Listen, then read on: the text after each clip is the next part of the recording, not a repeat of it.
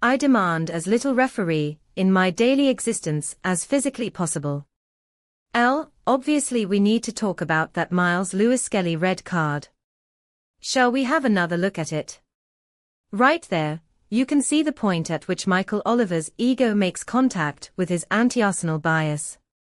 If you roll the tape forward a few seconds, you can see a clear movement of content creator towards webcam.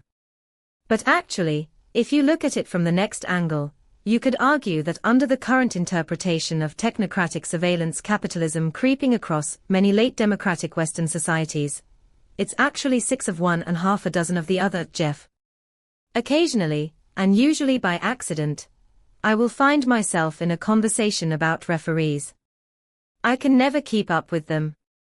Largely this is because most football fans have an uncannily encyclopedic recall of every referee who has ever slighted them, their name, their hometown, the full rap sheet, the exact look on their face when they waved away an appeal for a Stonewall penalty at the Hawthorns in 2016.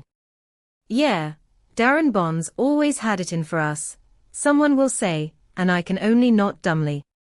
For a long time I regarded this kind of behavior as obsessional, highly heterodox, bordering dangerous. Over time, I realized the anomaly was me. I don't know what the referees are called. I don't know what they look like. Anthony Taylor is bald, and Jard Gillett is from Australia, and John Moss had a record shop in Leeds, and is maybe retired. That's all I have. This probably makes me an inadequate fan of the sport. But does it make me a better, happier, more rounded person? Look, I don't want to put words in your mouth. The referee's body PGMOL has called for a stop to the abuse directed towards Oliver and his family since the game at Molineux on Saturday. And, good luck with that. Often and with the best intentions, we are urged to regard referees as human beings with feelings, oblivious to the fact that they serve the very opposite function. Their entire purpose is to be emotionless, beyond feelings and compassion, a neutral punchbag in our weakest moments. Now, nobody needs another sensible middlebrow columnist explaining in deeply patronizing serif font that, actually, it's the fans who are the problem here.